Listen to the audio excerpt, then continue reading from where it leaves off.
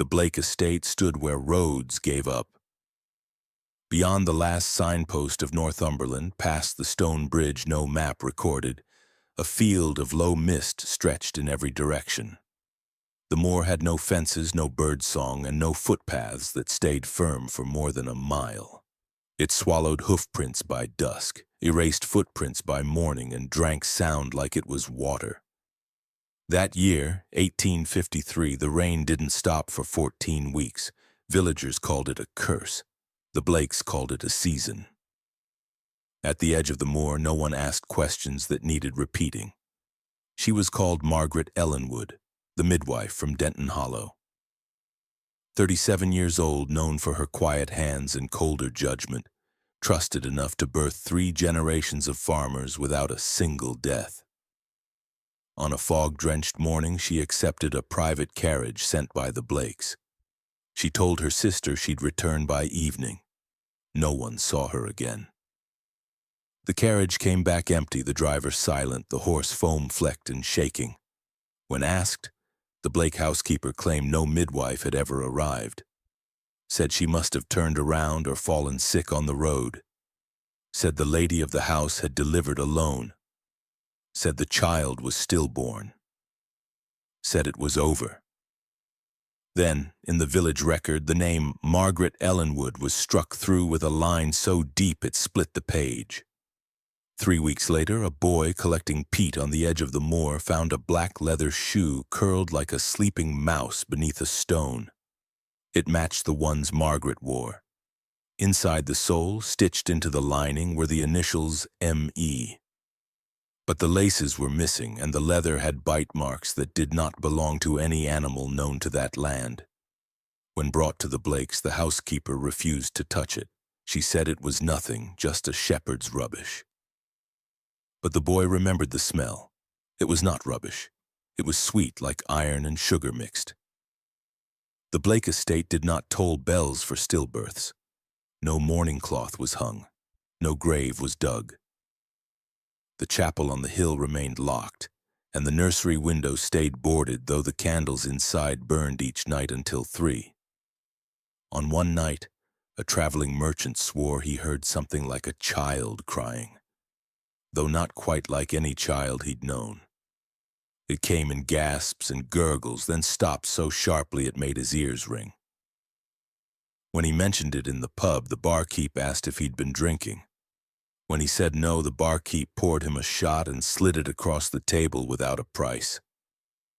By winter, snow sealed the roads and the moor silenced everything. No birds flew over it. No crows gathered near the estate, even though that season brought more stillborn calves than any year before. When a group of villagers tried to walk the path to ask about Margaret, only 2 made it back. They said the mud sucked at their boots like tongues, and something moved in the fog beside them. Not fast, not loud, but steady. They felt watched, then unwelcome, then violently wrong. One man left his coat and hat behind just to run faster. When he returned for them weeks later, both were folded neatly beside the gate with a single dried poppy on top. That man never spoke of it again, not even to his wife. Margaret's name never returned to the ledger. Her body was never found. But in the village, some say the moor still murmurs when women walk by. Not words, not cries, just wet breath behind the ear, as if someone's mouth is too close. As if the land remembers her. As if it keeps what others try to forget. The journals were bound in lambskin and wrapped in waxed cloth, stored not in the study but beneath the floorboards of the nursery. Buried where crawling children might once have played. The pages crackled like dried leaves, their ink browned with age, watermarked with something thicker than rain. They were written in a hand that stayed neat even as the content decayed into madness. Reverend Elijah Blake was never ordained by any church, though he wore the collar with pride. His sermons were not delivered to a congregation but whispered to infants who could not speak back. He believed in blood, not as a vessel of life, but as a curse, a lineage tainted by some ancient rot that ran through every Blake child like a second heartbeat. He called it original inheritance, something older than sin and deeper than shame, a flaw that no baptism could wash away unless the method was precise. No doctors ever crossed the threshold of the estate. That rule was older than Elijah himself. Medicine was not to be trusted. It interfered with the soul's exposure. The matriarch, always the mother or her chosen sister, handled the birthrights alone. They were not midwives. They were what the journals called extractors. According to Elijah's writings, each child born to the Blake line arrived with a mark, sometimes visible, sometimes not, but always present. A shadow behind the eye, a twitch in the toes, a tooth already formed beneath the tongue. He claimed these signs were warnings from the body itself, evidence that the soul had not come clean, that something had survived the womb which should not have. His writings were not confessions. They were instructions, step-by-step records of how to remove what he believed was the rot.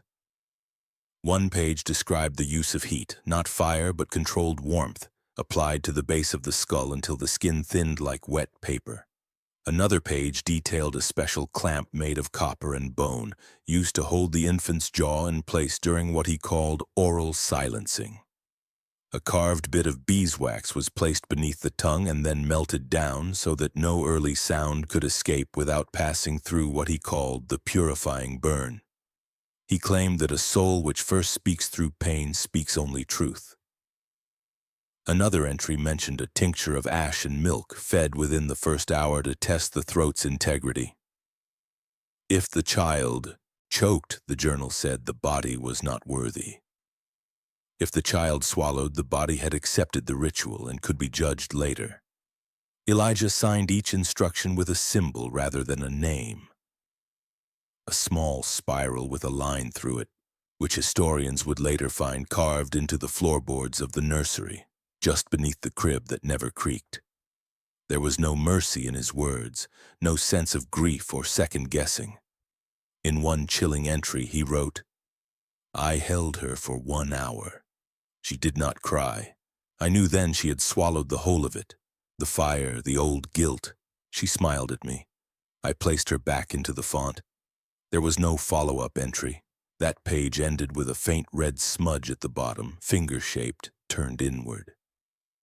The doctrine became family law. By 1858, it was recited not from pulpits, but in the dim kitchen where the women of the house gathered before each birth. No outsiders were permitted within the estate gates after dusk, and no one who entered the birth chamber returned with their voice whole. One nanny arrived with clear speech and left with a stutter so severe she never taught again. Another suffered temporary blindness for 3 days. She claimed she had seen something she wasn't meant to, not with her eyes but with her bones. She said the walls breathed. She said the child looked directly at her, though it had no eyes. What began as a theory grew into ritual, and what grew into ritual hardened into law. The Blake children did not survive their first week, not because they were weak, but because they were judged unclean. It was not death by accident nor death by neglect. It was death by doctrine, meticulous, silent, handwritten. And beneath each page of Elijah's journal, in tiny letters almost too faint to see, was the same phrase, repeated like a psalm. The blood remembers. The blood learns. They were not supposed to let outsiders witness a Blake birth, but in 1872 they made an exception. Jonathan Alcott was a second cousin, a quiet man with a nervous cough and a reputation for keeping records. He had arrived under the guise of genealogical interest, carrying a suitcase of inks and parchment saying he wished to update the Blake family tree. The matriarch, Ruth Blake, allowed him to stay for supper and then did not send him away. Perhaps she saw something useful in him. Perhaps she saw something weak. Jonathan wrote in the margins of his travel book that the house smelled of warm iron and drying milk. He wrote that the clocks all stopped at noon, though no one mentioned it. He wrote that the women never looked one another in the eye. Then on the 7th day of his stay, he was woken just before noon by a soft knock and a whisper that said only, "Now."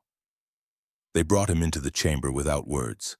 It was not a room but a vault, circular and stone-lined, buried beneath the east wing where the floors creaked less. It had no windows, only a single skylight, though the day was overcast. In the center stood a large brass crucible shaped like a baptismal basin but with a strange lip along the edge, like a drain turned inside out.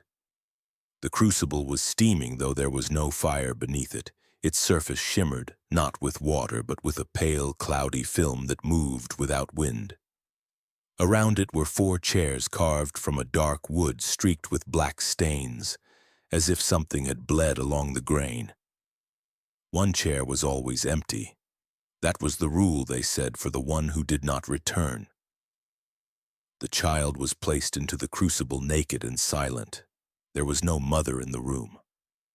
Jonathan never found out if she was alive, dead, or removed for disobedience. A woman he did not know stepped forward and unrolled a sheet of beeswax as thin as parchment. She pressed it gently over the infant's mouth and held it there until the child's chest stopped rising. Then she peeled it back, and the child gasped, but no sound came out, only blood. The wax had cut somewhere deep beneath the tongue or down the throat. Jonathan wrote later that the air changed in that moment, as if the oxygen itself recoiled. The baby blinked once and did not cry. They all seemed pleased. From a shelf near the door, another woman retrieved a needle long as a finger and tipped with red glass. Without hesitation, she inserted it into the child's heel and turned it slowly. The blood that spilled was caught in a brass ring and poured into a small clay mold shaped like a coin. The mold hissed as the blood touched it, then hardened instantly. One of the women placed the coin in a black box and sealed it shut with a cord of horsehair. Jonathan never saw what they did with the coin afterward. The child, now shaking, was wrapped in a linen shroud that had 7 knots, one for each day it was expected to live. It was then passed to the woman in the empty chair, who had returned from somewhere behind the walls. Jonathan sketched it all by candlelight in the attic that night, hiding the page between 2 others. He drew the crucible, the needle, the wax, and the coin mold. He drew the child with its mouth sealed, its eyes unfocused, its limbs limp but not lifeless. He drew the clock in the chamber, a broken timepiece that still ticked even without hands. When he left the next morning, he told no one what he had seen. But he never stopped drawing it, dozens of versions, slightly different angles. A compulsion, he said, as if the image was still being etched inside him. 2 months later, his house caught fire. Only his journals were untouched. The attic was the only room that did not burn. The sketchbook was found open to the crucible page, a red wax smear across the child's face. Local police ruled the fire accidental, but neighbors whispered that his mouth had been sealed with something they could not identify. They said his lips were too smooth, too perfect, like wax that had cooled and never cracked. They buried him beside his mother, who had died in childbirth decades before. The clock stopped at noon that day, the same hour, the one they called bleeding noon. The walls of the Blake estate stretched high and cold, lined with portraits that never smiled. Each canvas bore a member of the family who had reached adulthood, men with narrow eyes and long fingers, women with stiff collars and expressionless mouths. They were not painted in celebration, but in confirmation, as if the act of surviving childhood in that house was less a milestone and more a verdict. Every portrait had a frame of dark ash wood, heavy and slightly warped by time, and beneath each one was a hand-forged iron plaque. The plaques did not include full names.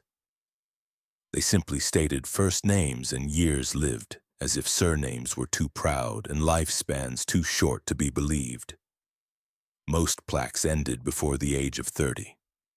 What they all had in common, though, was what they did not show. Not a single portrait of a child. In the west corridor, where the windows were sealed shut with blackened cloth and the air never moved, there hung a frame unlike the others. It was smaller, recessed deeper into the wall and hidden behind a warped wooden cabinet that was too heavy for one person to move. Servants said it had always been there, though none remembered placing it. The frame held what looked like a family group, a man, a woman, and between them the faint outline of something too small to be seen clearly. The child's body had been painted in, but the face was gone. Not faded, gone. Scratched out with something sharp over and over until only blank canvas remained. But what disturbed most who looked at it was not the missing face. It was the glass. Even after being cleaned, it bore faint, oily fingerprints, too small to belong to an adult, and spaced as if the hand pressing against it was reaching out from inside the frame. There were no toys in the house, no cots or cribs, no rocking chairs. Yet the family ledger recorded the births of 31 children between 1802 and 1905. None survived past their 7th day. Each child had their name entered in the house chapel book, not under baptism, but under extraction. Next to each name was a date and time, always noted within a week of birth, and a burial location marked with only initials. The graves were not on the estate map. They were not even on the grounds. It was said the Blake children were buried on the edge of the moor, where the soil remained wet all year and stones refused to settle. Some claimed the markers sank by morning. Others whispered they were never meant to last. The portraits served a purpose. They told visitors that only the finished were worth remembering. Children, in the eyes of the Blakes, were not people. They were vessels, incomplete, impure, and unstable. Reverend Elijah Blake's doctrine insisted that the soul could only be fixed through suffering, and only adults who had endured the full ritual of silence and cleansing were permitted to have their likeness kept. It was not vanity. It was approval. The portrait was the final sacrament, and for those who did not survive long enough to earn it, there was nothing. No lock of hair, no shoes saved in a drawer, no name spoken aloud once the burial was done. The silence was not accidental. It was cultivated. In the attic, behind a panel that looked like part of the chimney wall, someone had hidden a different kind of gallery. It held dozens of small sketches, none signed, all drawn in charcoal and lined with smudged fingerprints. They were crude images, wide eyes, open mouths, arms outstretched, always incomplete, as if the artist had been interrupted mid-stroke. Some figures were missing faces, others were missing limbs, a few were scratched over so violently that the paper tore. But all of them shared one strange detail. Their eyes were drawn looking not forward but upward, as if staring at something just above the viewer's head. On the back of each drawing, one word was written in the same uneven scrawl: kept. No one in the house ever spoke of the attic room. It wasn't listed on blueprints, and the servants were instructed to avoid that part of the upper floor. The door had no lock, but no one opened it twice. One maid swore she saw a cradle in the corner rock itself, though no wind moved in that space. Another claimed she heard sucking sounds near the wall. Slow, rhythmic, wet. They left without notice, their names struck from the estate payroll by the same iron ink that crossed out the stillborns. Whatever lived in that room, whatever memory or echo remained, it was not invited to be remembered. But it pressed back anyway. It left its marks where it could, in dust, in glass, in the places adults tried hardest not to look. Eliza Ward had never spoken a word in her life. Born on the Blake estate and never taken beyond its borders, she was the only servant to remain from childhood to adulthood without ever drawing suspicion or attention. She moved like silence itself, never causing doors to creak or floors to groan. Her eyes were too large for her face, her hands always clasped in front of her like a child waiting to be called upon. She wore the same gray smock every day, the same worn shoes with soles that had molded to the stone corridors. No one knew where she slept. No one asked. But when a birth came due, it was Eliza who appeared first. She carried the basin. She lit the coals. She opened the hidden trapdoor beneath the chapel pulpit and descended alone. No one followed. They all knew what waited beneath. The font itself was unlike anything found in any church, anywhere. It had no holy shape, no cross or lamb, no gentle marble basin for water and salt. It was made of blackened iron, heavy as a coffin lid, bolted into a stone dais that radiated warmth even in the dead of winter. The inside was lined with thin, sharp prongs, not knives but small curved teeth, welded so tightly together that no hand could clean between them. The iron had rusted in places, but not from rain or age. It had rusted from something deeper, organic, corrosive, blood. The grooves around the base still carried traces of it, no matter how often it was scrubbed. There was a smell down there that salt could not hide. It was not rot. It was memory. Eliza's job was not to sanctify. It was to strip. According to the hidden doctrine kept by Reverend Elijah, the Blake soul was cursed at birth and could not be cleansed through blessing. It had to be burned out, torn free, coaxed screaming from the body while it was still malleable. The iron font was designed for that purpose. Not to offer grace, but to extract guilt. Eliza would fill the basin with warm water mixed with tinctures prepared from roots grown in the marsh, soaked in the blood of stillborn calves and infused with ash collected from the Blake hearth. The baby would be placed inside the basin naked, held just above the teeth by a mesh sling stitched from the estate's own spun linen. Then the process would begin. There was no oil, no prayer, no soft whisper of hope. Instead, Eliza would pour a separate vial, black liquid that smelled faintly of copper and cloves, over the child's forehead. The moment it touched the skin, the infant would spasm. This was expected. The pain was said to wake the inner guilt. If the child stopped moving, she would prick the heel with a glass needle until the scream returned. It was not the volume that mattered. It was the pitch. Elijah had written that a pure scream, one free of false breath, would cause the iron to tremble slightly, almost like a tuning fork struck by mercy. Eliza learned this by feel. She would place both hands on the edge of the basin and wait. If the vibration came, she removed the child and dried it in swaddling clothes stitched with 7 knots. If the iron stayed still, the child remained inside. Eliza never disobeyed, never questioned. Her silence was not fear. It was tradition. She had been baptized in the same basin 30 years earlier. They said it had stolen her voice. Others believed she had given it willingly, that the silence was the price she paid for survival.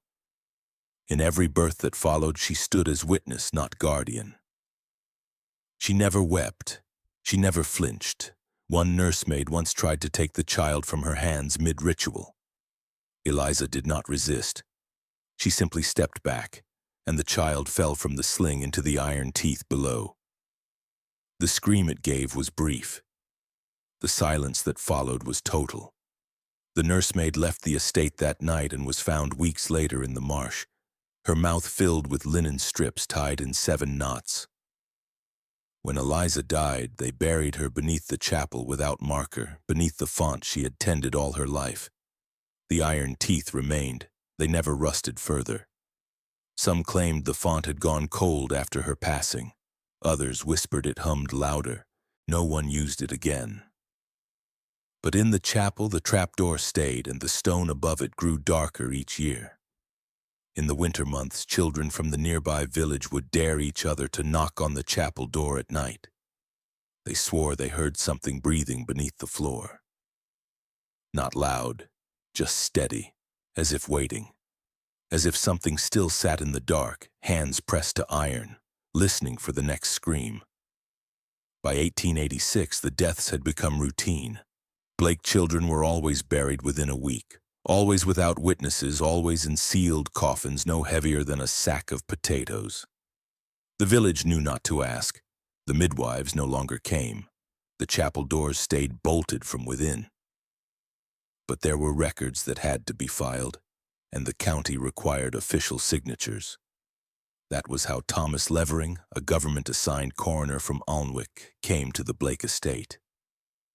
He was young but precise, known for his careful penmanship and reluctance to speak unless necessary. He was not chosen for his skill. He was chosen because he had no family and needed money. When the request came, doubled his usual fee with a promise that the matter was purely clerical. He signed without looking up. The estate welcomed him with silence. The body was already prepared, already laid out in a small black lacquered coffin lined with cream velvet. No viewing allowed, no measurements needed. They handed him a cause of death written in fine cursive: congenital failure of breath. He asked to see the child. They declined. He insisted. They waited. Then finally, without a word, they led him to a side room off the chapel, a place that smelled like damp wood and ash. Inside, the coffin sat beneath a faded oil lamp. The lid had no lock, only 7 wax seals along the edge, each marked with a symbol he did not recognize. He peeled them away slowly, the wax resisting like skin. The infant inside was still wrapped tight, its hands crossed and mouth sealed shut with what looked like thread dipped in black resin. The face was pale, the skin almost translucent, and its cheeks looked sunken, as if whatever had lived inside had left too soon. But it was the eyes, or the absence of them, that stole his breath. There were no lids, no lashes, no sockets.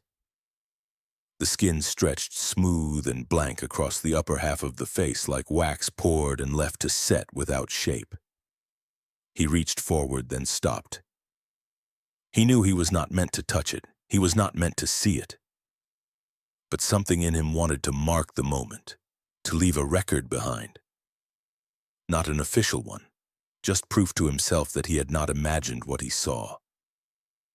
That night, in the hour before burial, Thomas returned to the chapel alone and slipped a folded scrap of parchment into the coffin's lining.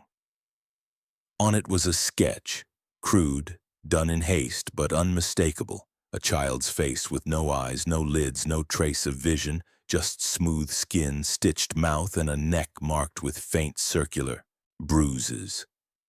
Beneath the drawing, he wrote one word: why? Then he closed the lid and sealed it again. The funeral was held at dusk. No eulogy, no priest, no mourners. Just Eliza Ward and 2 male servants who lowered the coffin into the grave without prayer.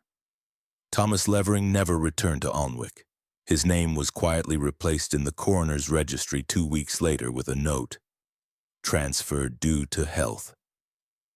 His apartment was found undisturbed, the door locked from the inside. His ledger and clothing remained. Only one item was missing: his right boot.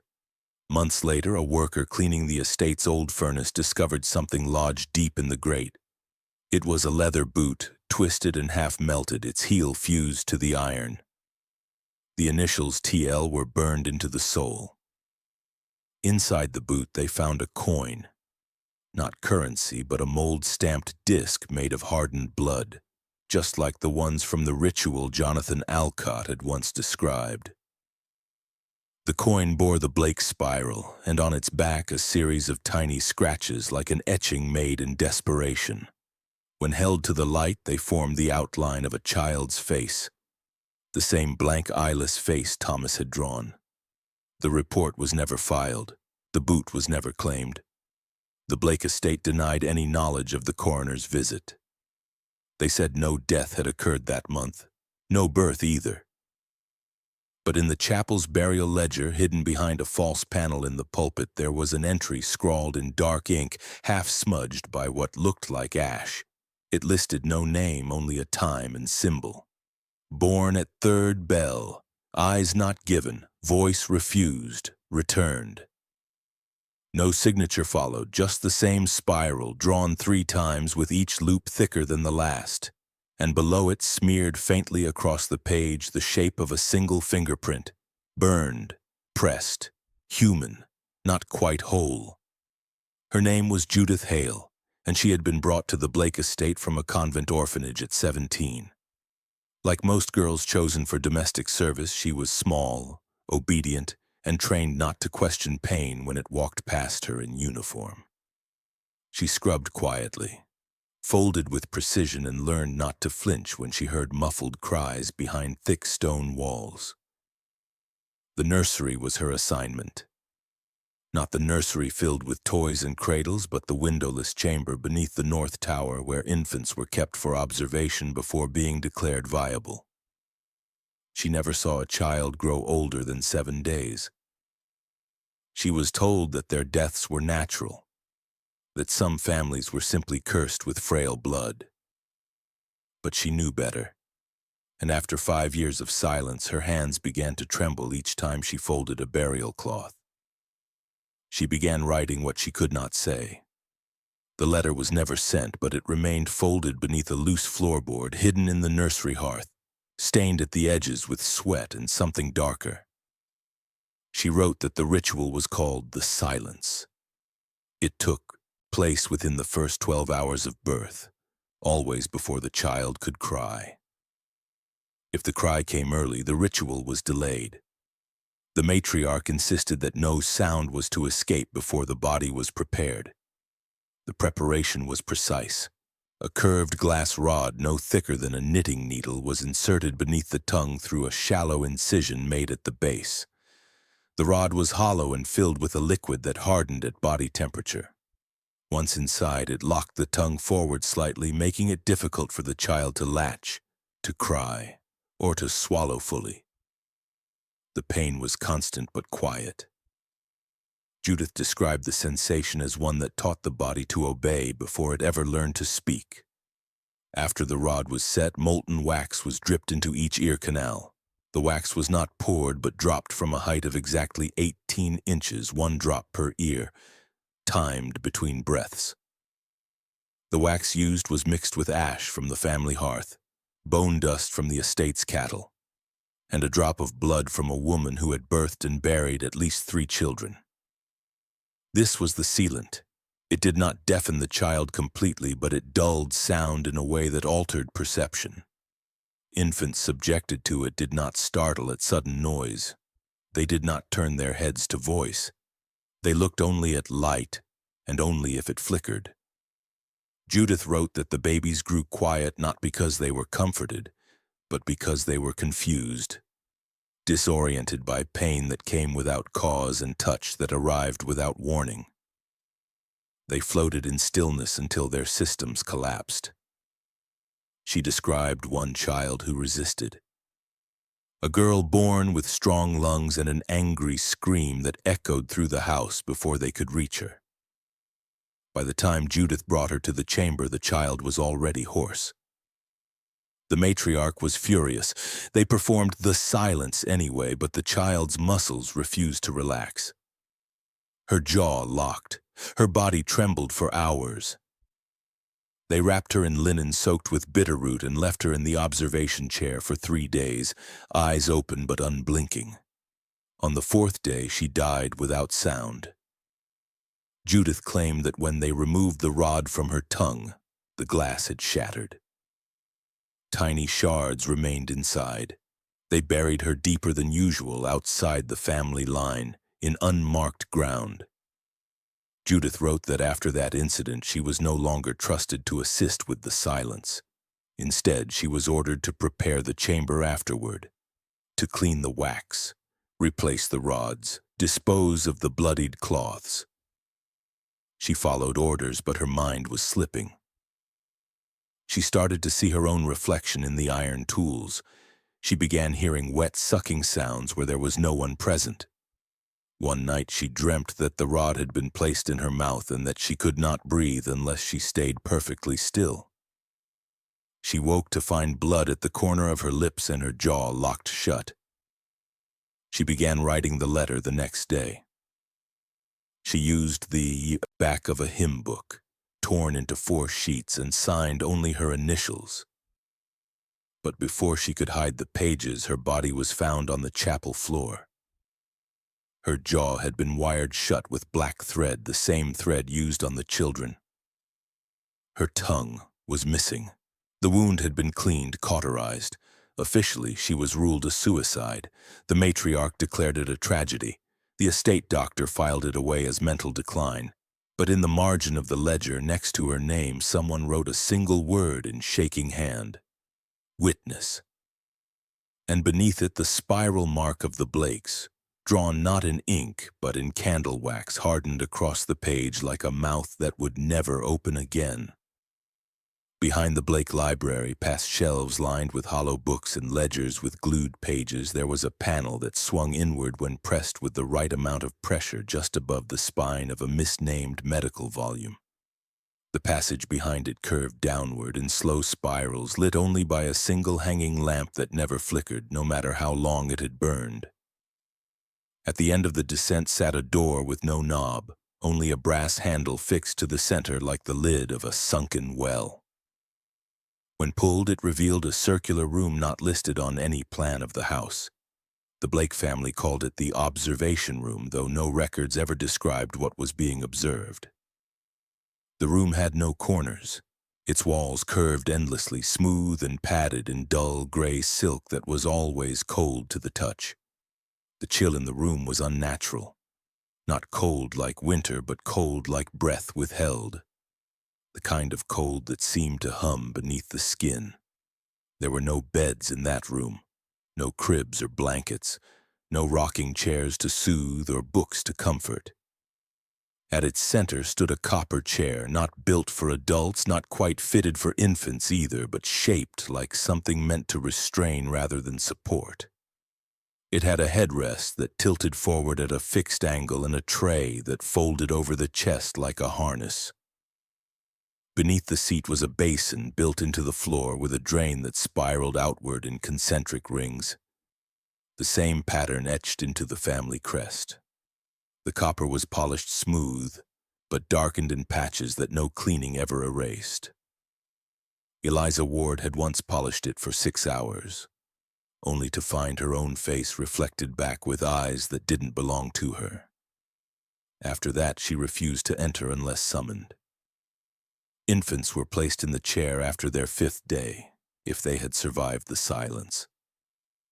The Blake doctrine claimed the chair tested the weight of guilt. If the child remained still, the body was judged light. If the child twisted or cried, the body had retained too much of the mother's sin. There were no tools in the room, but sometimes the copper tray bore fresh scratches shaped like fingernails, though no one had ever left the child alone long enough for that to happen.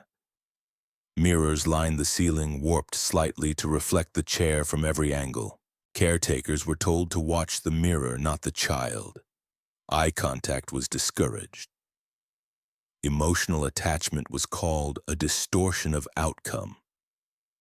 Judith Hale had once broken that rule and claimed the mirror blinked when the child did not. She lost her post a week later. The drain beneath the chair worked without plumbing. What flowed into it never echoed, never smelled, never left residue. Some believed it didn't lead anywhere but inward. After each death, the room was left empty for 1 hour. Then the silk was wiped, the mirror dusted, the copper wiped with vinegar and salt. No birth was ever recorded in that room, only conclusions. And when the chair was removed, decades later, long after the estate was shuttered, workers found the outline of a curled infant's body beneath it, burned into the stone as if the child had never left at all. In 1901, Edmund Blake, the last living male of the bloodline, drafted a will that was never properly witnessed and yet somehow notarized. His handwriting had changed by then, once sharp, now curling at the ends like roots searching for something to cling to. The language was legal in form but filled with strange turns, phrases that unsettled even the most seasoned estate lawyer. The final line read, All titles, holdings, and ancestral weight shall pass wholly and without condition to the children beneath. At first it was assumed to be symbolic, a florid gesture toward legacy. But when asked to clarify, Edmund said nothing. He simply smiled, then placed the pen down beside a candle that had not yet been lit. The Blake estate, though shrinking by the year, still held hundreds of acres, a manor and ownership of several properties across the region. Its value required clear heirs, yet no living child bore the Blake name. No marriage had yielded offspring that survived. When pressed, the family's inner circle presented burial records, short, vague entries in the chapel's handwritten log, all marked with first names only. No one could confirm if these names matched birth certificates because no such certificates had ever been filed. The village midwives had long since been dismissed. No doctor had attended a birth on the estate in nearly 50 years.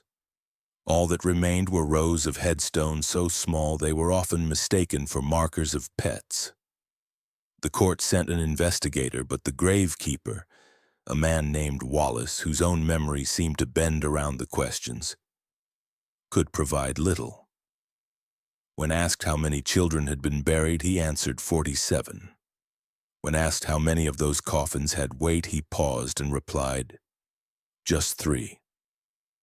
The others, he claimed, had a kind of stillness too light to explain. He remembered lowering them into the soil, the ropes barely pulling against his hands. He recalled the sound of earth hitting wood that gave no echo. Sometimes, he said, there was no smell, no rot, just linen and wax and something colder than bone. When asked what he meant by colder, he said it felt like burying breath. The court tried to rule the will invalid, but no one stepped forward to challenge it. The last of the Blake relatives had either died without children or refused to claim relation. Rumors had long swirled about what happened on the estate, and those who remained alive kept their distance. The title passed in silence. Ownership transferred to no one. The estate was listed as inherited in perpetuity by unnamed claimants.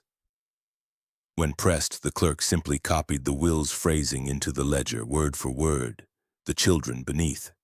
Today, the land remains unsold, the manor untouched. Every legal attempt to auction it has failed. Paperwork vanishes. Buyers withdraw. The last surveyor left a note behind in a sealed envelope. Inside were 47 tally marks. Below them, a line written in uneven script. 3 had breath. The rest had silence. And beneath that, pressed faintly into the page, a tiny palm print. Too small to belong to any living man. Margaret Blake was the last to hold the name without shame. In public, she wore mourning lace and read psalms with her head bowed, whispering kindness to servants who knew better than to meet her eyes. In private, she kept the nursery keys tied to her waist with black ribbon and memorized the smell of wax and bone as if it were perfume. No one ever saw her grieve. Even when the stillbirths continued, even when no doctor arrived and no priest stayed the night, she moved through the estate like a figure painted onto glass, untouched by weather, fixed in ritual. It was said she had never left the ground since her own child died inside her 2 decades earlier, on the 7th day of gestation. She named the child anyway, Helena, and built her a tomb before she ever drew breath. The tomb stood at the edge of the chapel garden behind a wall of twisted ivy that always remained wet. Though small from the outside, the crypt stretched deep into the hillside, its walls lined with hooks that held nothing. The Blake stone carver had been paid in advance, told to engrave only the initials HB and to leave the rest untouched until called again. He was never called. The tomb remained sealed for 19 years. Then one autumn evening, Margaret dismissed the staff early and was not seen again. Her absence was not noted with panic. The estate was used to shadows. It was a footman who found the tomb open 3 days later. Not broken, not forced, simply unlocked. The ivy had withered in a perfect circle around the door. Inside, the air was dry and cold, not like death, but like breath held too long. At the center of the chamber, Margaret lay inside the tomb meant for her daughter. She had dressed herself in linen, the same linen used to wrap the stillborns. Her eyes were open, not in horror, but in resignation, as if she had stared into something and chosen not to look away. Her hands were folded across her chest. In her right palm was a single milk tooth, curled in thread. In her left, the broken seal of the Blake birth registry. Beside her on the stone ledge was the family ledger. Most of its entries had been crossed out in black ink, names erased, dates smeared until they ran off the edge of the page. Only the final line remained untouched. It read, "She spoke too soon." No signature followed, just a faint thumbprint in what might have been blood or wax. The record was copied by hand, sealed in the county archive, and never displayed publicly. When a local magistrate requested an autopsy, the request was denied. Not by the estate, but by Parliament. No explanation was given. The tomb was sealed again the following day. The ivy regrew within the hour, and when a storm passed through the village that night, a single branch from the chapel tree snapped and fell against the tomb's stone face, leaving a mark shaped exactly like a child's open mouth. Father Marin was a quiet priest who never asked for more than he needed.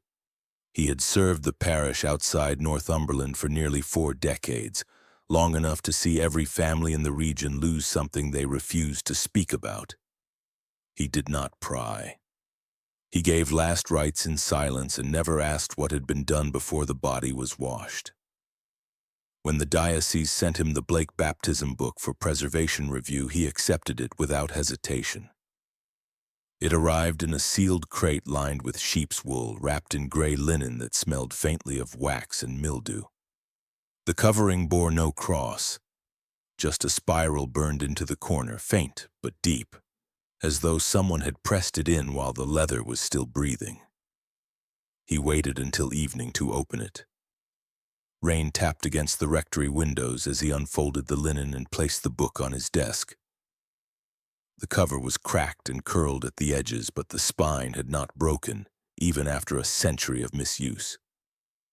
He flipped past the opening pages, which bore no scripture or introduction, only dates and names, scribbled in ink that faded and darkened in strange, inconsistent patterns. He began to record them in his own ledger, one by one, following protocol. But something slowed him. The names felt wrong. Not unfamiliar, but inverted. On closer inspection, every name had been written backward. He read them aloud softly, assuming it was an error of habit or some strange family tradition.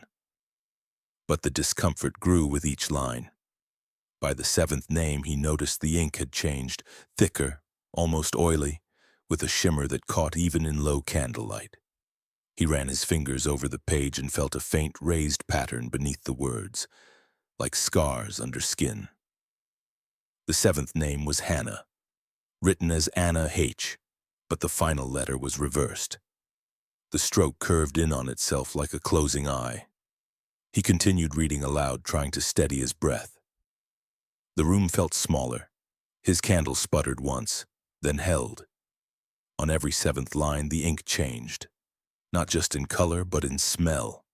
One was metallic, another sour. One smelled faintly of milk gone bad. Some of the letters bled through the paper, others did not absorb at all. On the 14th line, he stopped. Not because of what he read, but because of what he heard. It was not a voice, not exactly. More like a pattern. A rhythmic exhale that echoed the breath between his own words. He sat back, heart thudding, and closed the book gently. He placed it back in the linen wrap. But as he turned away, he felt something shift behind his ribs. Within an hour, he collapsed. Witnesses said he fell against the church altar, grasping at his chest but not clutching it in pain, more as if trying to silence something pushing upward from the lungs. They rushed to lift him, but he was already gasping. His lips parted once, then again. The only word he managed to form before blood rose to his mouth was again. He said it softly but with certainty, as though something was repeating itself inside him. As though something old had found breath again. The autopsy was inconclusive. His lungs had ruptured, not torn, not blocked, but split open from within, as if pressure had built slowly until they gave out like thin glass. His throat showed no sign of damage. His tongue was unmarked. But when they opened his chest, they found a residue coating the inside of his lungs, a thin layer of wax mixed with trace amounts of ash.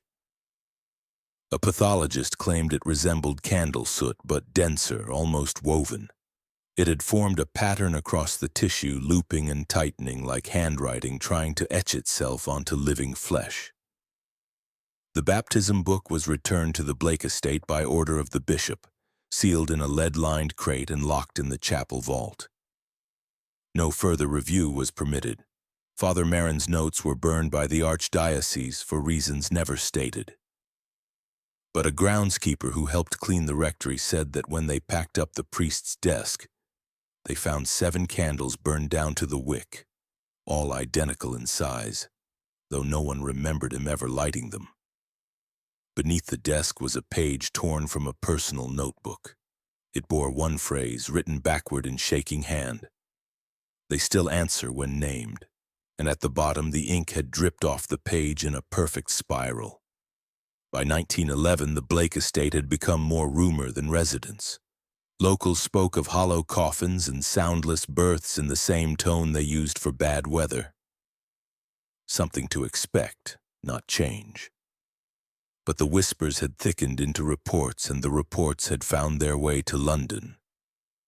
Letters signed in trembling hand arrived at the desks of civil officials, filled with questions left unanswered for generations. Why were no death records ever audited? Why had no physician ever certified a Blake birth? Why had servants vanished from the estate and never returned to collect their wages or belongings? At first, the Ministry of Health ignored the concerns, dismissing them as rural hysteria. But the sheer volume, 27 letters in a single month, forced them to assign a file. It was passed to Edward Harrow, a mid-tier parliamentary aide with a clean record and a quiet life.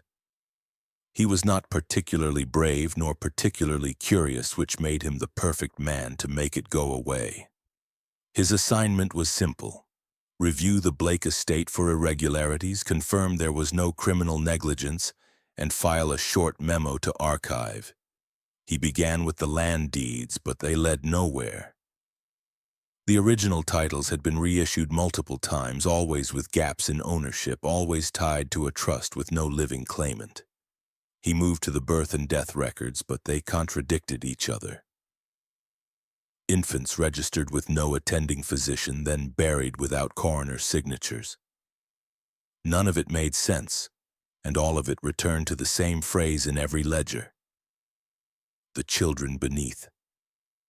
Then something changed. Harrow's daughter, 6 months old, developed a mark on her thigh. A perfect red circle, not raised, not warm, but unmistakably deliberate. He assumed it was a rash or a birthmark he hadn't noticed. But the next morning there were 2, and on the third, 3. Identical in shape and size, spreading upward as if counting something invisible. No medication soothed them. No doctor could explain them. They faded only when he left the file untouched for several days, and when he reopened it, they returned within the hour. He told no one at first. Just stayed late at the office and wept into his hands, unsure if he was sick or cursed. Then one night he packed the file into a canvas bag, took it to the edge of the city, and burned it in an iron barrel behind a closed slaughterhouse. He watched the pages curl and blacken. He said the smoke smelled like milk and salt. When he returned home, the marks were gone. Completely. His daughter slept soundly for the first time in weeks. He resigned the next morning with no explanation. His hands shook as he signed the letter. In the official records, the Blake case was marked as inconclusive due to lack of credible evidence. The estate was never visited. The chapel was never opened. The children were never named. And the law, having seen what waited in the margins, decided not to read between the lines again. The Blake Cemetery was never marked on public maps. It was set beyond the orchard wall, past a line of blackthorn trees that no longer bloomed, and a rusted gate sealed by time rather than lock. The ground there sloped gently toward the marsh, soft and reluctant to hold form. Stones leaned in different directions, most of them blank or worn to the point of erasure, as if the names had never truly belonged. Some said the grass grew too thick there, choking the roots beneath. Others said nothing grew at all. The only consistent feature was a single flat slab of granite at the hill's center. Large, unpolished, and entirely uncarved, it had no date, no initials, no offerings. Just smooth, silent, weight, as though whatever lay beneath it had never earned a name. For years, local children dared each other to touch it. None ever stayed near for long. The air around it was colder, even in summer, and rain pooled across the surface without soaking in. Birds would not land on it. No leaves settled there in autumn. And near the base, where the roots of the old willow should have spread wide and deep, the soil remained untouched, sterile, dry, and unnaturally pale. No insects burrowed, no worms turned the earth. A botanist once tested the patch out of curiosity and found it lacking every natural mineral except calcium. When asked what kind, she simply said it felt too fine to be from stone. She never submitted a report. In 2003, the property changed hands after decades of silence. A developer with ambitions to turn the estate into a historical retreat commissioned a full land survey. As part of the restoration process, a team was sent to scan the burial ground with ground-penetrating radar. What they found beneath the unmarked stone halted all construction. 4 feet below the surface, packed into an ossuary chamber no larger than a kitchen sink, was a layered spiral of human teeth. Thousands of them. Not bone, not full skulls, just teeth. Tiny, milk-white, infant-sized, and arranged with surgical precision in 21 concentric circles. Each tooth had been polished. Some had threads of black string still tied at the root. Others bore grooves as if they had once been stitched together. The pattern was not decorative. It was methodical. A design built from silence. The discovery was never released publicly. The lead archaeologist suffered a breakdown the following week and checked into a clinic without notice. The developers abandoned the project. The land was placed back into private trust, never registered again. But one image survived. A scan leaked from the radar team. Blurry and grayscale, it shows the teeth ringed like a snare with a blank space in the middle no wider than a coin. Forensic experts who reviewed the scan off record said the hollow space matched the dimensions of a child's mouth, frozen open. Today, the Blake Cemetery remains closed. The path is overgrown. The orchard wall is cracked, but no one has repaired it. Visitors who stumble upon the stone say they hear a sound when they place their ear against it. Not a voice, not movement, but a soft pressure behind the eardrum like a breath waiting to finish. One woman claimed she heard the word again, spoken inside her own head. She left without speaking and later mailed her shoes to the local parish with no explanation. The headstone is still uncarved. The soil around it still rejects growth. And beneath it the teeth remain, arranged not as memory but as a message, as proof that something once screamed and was never heard.